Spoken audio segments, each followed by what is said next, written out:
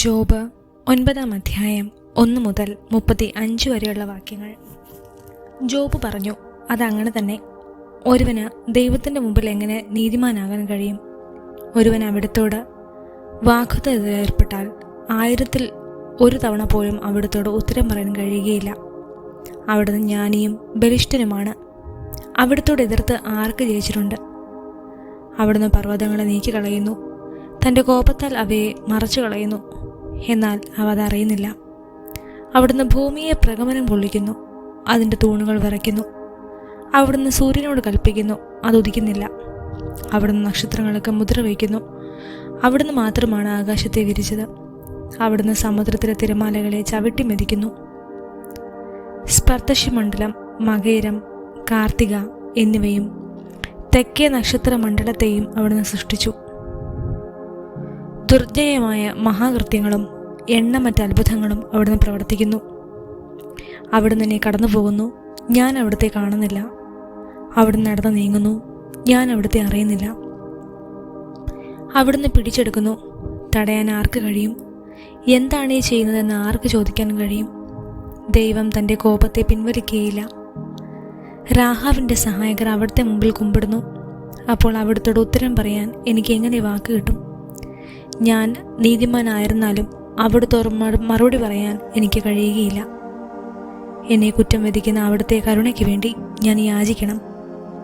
ഞാൻ വിളിച്ചപേക്ഷിച്ചിട്ട് അവിടുന്ന് ഉത്തരം അരുളിയാലും അവിടുന്ന് എൻ്റെ ശബ്ദം ശ്രവിക്കുകയില്ലായിരുന്നുവെന്ന് ഞാൻ വിശ്വസിക്കുകയില്ല.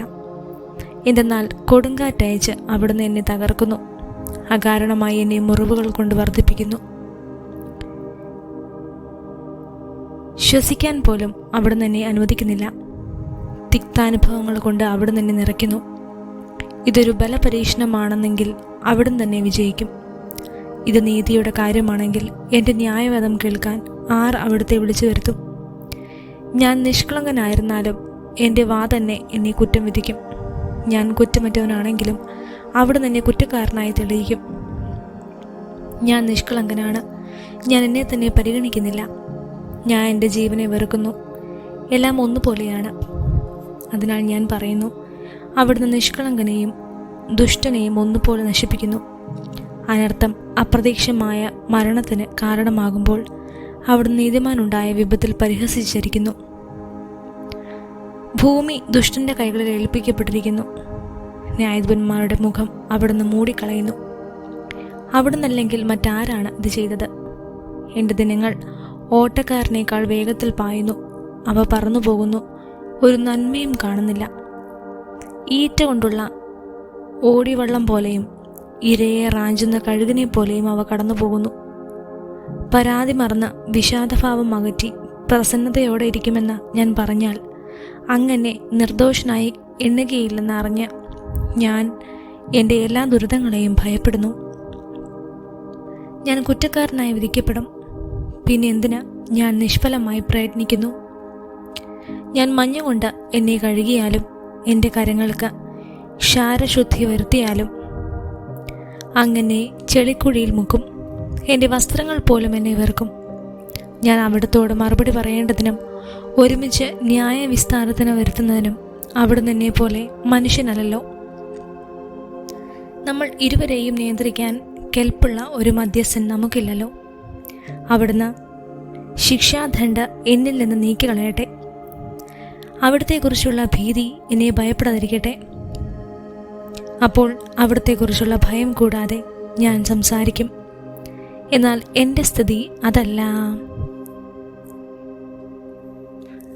ജോബ് 10-ാം അധ്യായം 1 മുതൽ 22 വരെയുള്ള വാക്യങ്ങൾ.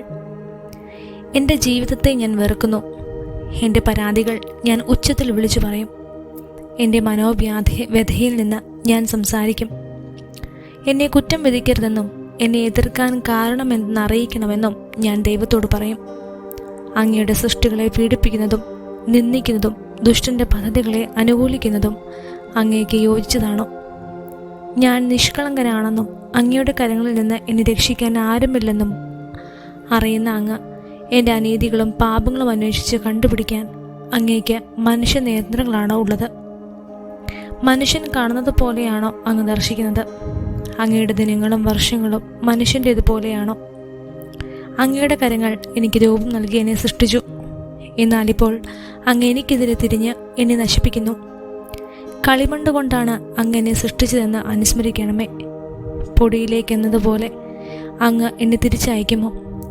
അങ്ങനെ പാല് പോലെ പകർന്ന് തൈര് പോലെ ഉറകൂട്ടിയില്ലേ? അങ്ങ് ചർമ്മവും മാംസവും കൊണ്ട് എന്നെ ആവരണം ചെയ്തു.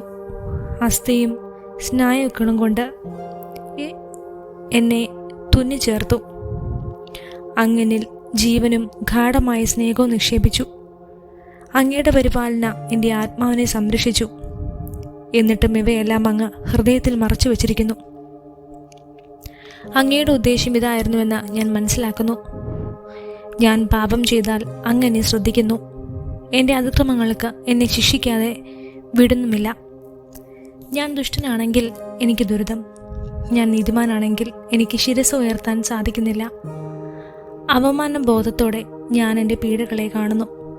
ഞാൻ ശിരസ് ഉയർത്തിയാൽ സിംഹത്തെ പോലെ അങ്ങനെ വേട്ടയാടും. വീണ്ടും അങ്ങ് എനിക്കെതിരായ അത്ഭുതങ്ങൾ പ്രവർത്തിക്കും. എനിക്കെതിരെ അങ്ങ് പുതിയ സാക്ഷികളെ അവതരിപ്പിക്കും. എൻ്റെ നേർക്കുള്ള പീഡനങ്ങൾ അങ്ങ് വർദ്ധിപ്പിക്കും. പുതിയ സൈന്യനിരയെ അങ്ങ് എനിക്കെതിരെ അണിനിരത്തും.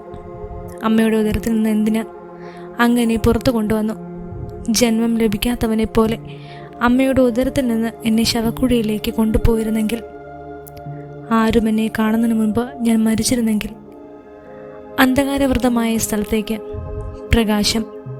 പ്രകാശം തമസ് പോലിരിക്കുന്ന അന്ധകാരത്തിൻ്റെയും ശൂന്യതയുടെയും ദേശത്തേക്ക് ഒരിക്കലും മടങ്ങി വരാത്ത വിധം ഞാൻ പോകുന്നതിന് മുമ്പ് എന്നെ ഏകനായി വിടുക. ഞാൻ അല്പം ശ്വാസം കണ്ടെത്തട്ടെ. എൻ്റെ ജീവിതകാലം ഹ്രസ്യമല്ലേ?